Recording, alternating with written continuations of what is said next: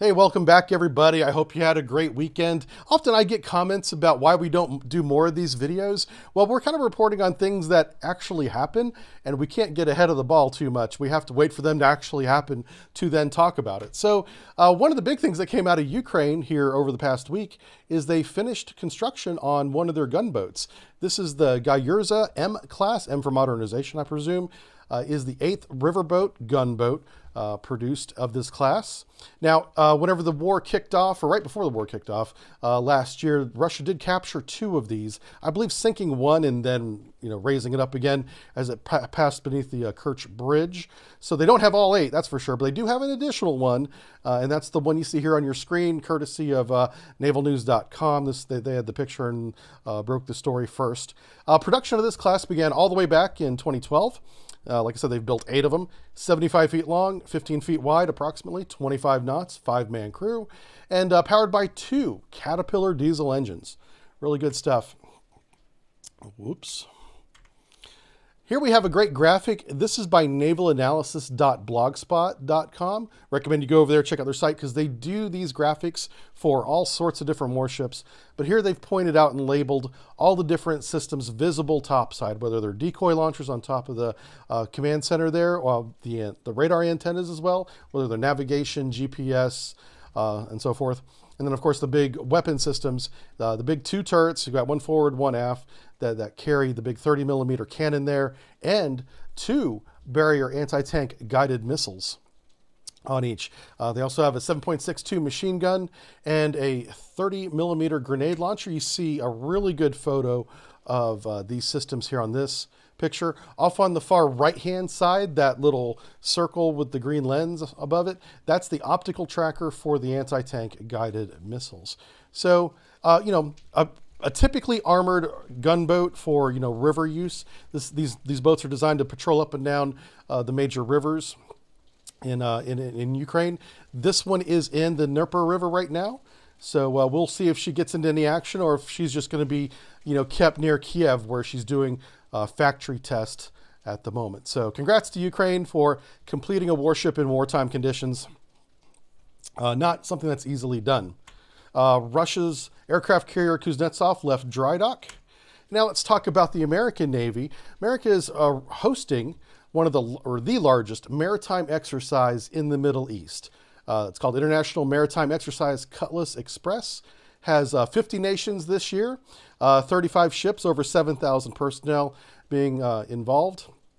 And they're doing combined command control operations. This is kind of a theme with these international exercises, is you want to get all these different countries and platforms on the same network, communicating with each other, sharing targeting and search radar information, things like that. And that's not something that you just do naturally. You need to practice it, and that's a big goal of the MX this year, well, every year. This is a maritime security and mine countermeasure are being practiced. Mine warfare has been proven effective in the Black Sea, so that's still an old technology that is still effective today. So mine countermeasures are very important skills to maintain in any navy, and something that they're integrating this year is artificial intelligence integration, and that's mostly on the unmanned vehicle side of things. There are unmanned vehicles involved in this exercise, and the AI is taking part in that. And AI and machine learning are an emergent technology that the first military that gets their head around it and can use it effectively first will have a significant advantage. And I had the privilege of working with machine learning a couple years ago as an SME, an adjacent SME, if you will. And it's a really interesting technology.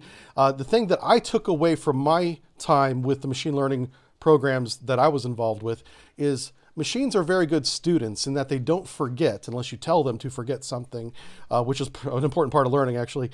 And so once they learn something, they just build on that. And it's like a snowball, but it starts very, very slow. But you can progress a machine to learn at a very accelerated pace that is almost incredible to watch. And being able to use these machines, these AIs, coordinate multiple unmanned systems and collaborate all that information together so it's easy to digest at the command level is very important. And that's one of the things that they're doing here with these 35 ships and 50 nations. Good stuff. Here's a photo from last year, not the current operation. Again, what I said about we have to wait till the operation is done and the public releases are made to get the new photos. But this is what it looked like last year. I believe last year they had like 60 nations, but roughly the same size of people and personnel and working with these ships.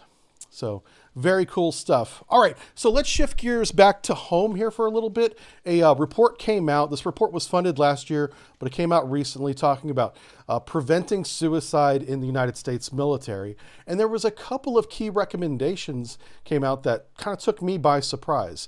You know, I expected the usual, let's get more counseling, let's be more, you know, accepting of others. Well, while that was also said, some of the highest priority recommendations that came out of this report is one, to change how the military promotion system works. And this is going to be a huge change if they implement this, because the way that it works right now, as highlighted in the report here, is that it's problematic and outdated. Now, what does that mean? Now, the details are important here. Well, the current promotion system, and it was the same when I was in, encourages everyone to be unproductive, competitive, and think of it as a zero-sum game, in that if I can't make myself better because I've done all my qualifications and I've got all the experience and I'm at my top watch standing level, what more can I possibly do to be promoted or stand out from the others? Well, we can push other people down. Right? And there's people that do that in the military. I mean, they're probably in the corporate world too, but you know, I've seen it myself in the military, and it's disgusting. But the promotion system encourages this so that you get, you know, highlighted and selected for the next level. So also the second part of this problem with the current military promotion system is people are discharged or forced out of the military if they do not promote on schedule. There is a promotion schedule, and it's pretty lax. Most people make these promotions before the schedule runs out, but not everybody does. Okay, so they want to change the promotion schedule, even when the promotion schedule is not in the best interest of the service member or the military. So what do they mean by that? A great example of this is to understand the enlisted ranks. There's 9 of them, E1 through E9, right? E9 being the highest command, chief petty officers at each command. And a lot of people, and I'll throw myself into this group even though I don't want to make this about me, is never wanted to be a command chief petty officer. You know, I just wanted to be, you know, the sonar supervisor in charge of the sonar division. I'm running my division. I've got all this experience, you know, and trying to make the Navy better, build better sonarmen. That was what I loved doing for my entire time in the Navy. But I finally got to the point to where the Navy was like, hey, you either need to make the next rank or you can't stay here anymore. And they're forcing people out, people that really enjoyed their job, were really good at it, and wanted to stay with it. And so maybe they're going to rethink that attitude. That would be the biggest thing, I think, besides the zero-sum thinking, which is probably going to happen even if it's not, you know, enforced or encouraged. People are still going to backstab each other in the workplace. That's human nature. But forcing people out of the military who want to serve and are really good at it and highly trained, and the Navy's invested years and millions of dollars into these people, but then kicking them out because they didn't make the next rank, I hope that really changes. That's so important. Continuing on with this, talking about the promotion system here, it says this encourages people to make safe decisions that are good for their career, even when such decisions come at the expense of subordinates' well-being. And this kind of applies to a joke or hyperbolic story I told in the previous video about how a sailor's changing a light bulb with a hard hat on. How did it come to that point, right? That was the joke. And a lot of people in the comments were absolutely right. Most of you knew that I was kidding, for one, but for those of you that didn't, pointed out that the U.S. Navy procedures are often written in blood. Somebody had messed something up, and therefore now you got to wear a hard hat when you change the light bulb, okay? That's fine. And I believe that the U.S. Navy procedure should be enforced from the admiral level down to the seaman recruit level. Absolutely. But what really became a big thing in the 1990s, and it might have been around longer than that, but it's definitely here, from 1990s on, is called operational risk management at every level, not just ORM at the high levels. Okay. So at the Navy, or in the Navy, you have a command level, right? So you got the commander and the XO and executive branch and all that stuff. And then below them, you got departments and then divisions. And then you got senior enlisted down here actually changing the freaking light bulb with a hard hat on. So ORM, operational risk management, is being implied at every level. And if everybody was on the same page, if it was just enforce the U.S. Navy procedure written in blood, that would make sense.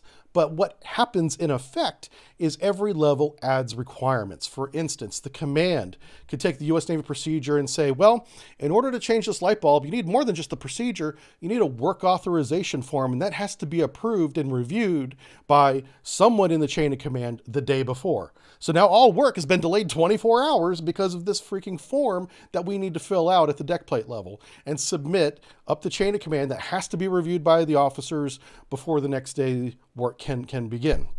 As a very common one, I believe that that's a Navy-wide thing. Below the commands, you have the department levels. So these department heads can add, and often do, add supervision requirements to these small jobs, both small and large jobs.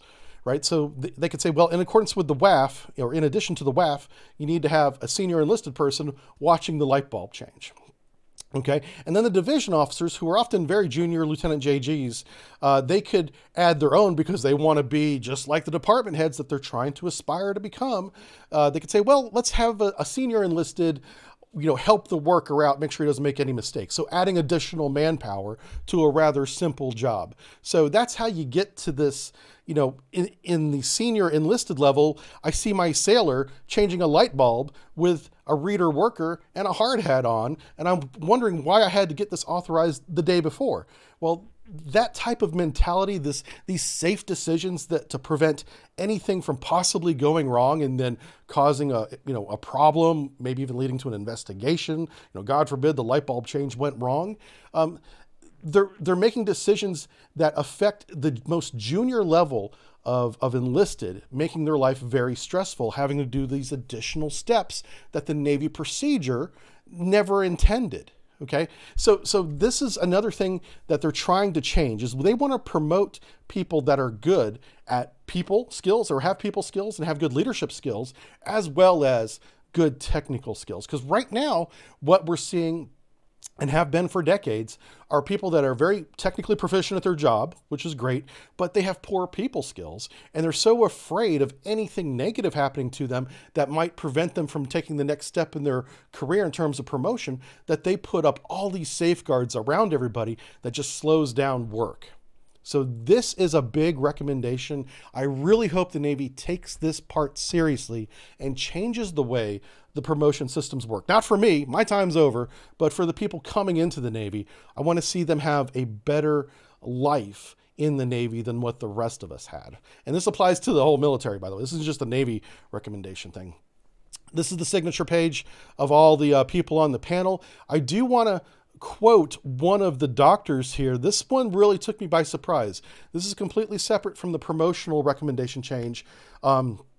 This one is in terms of firearms. Again, talking about suicide prevention.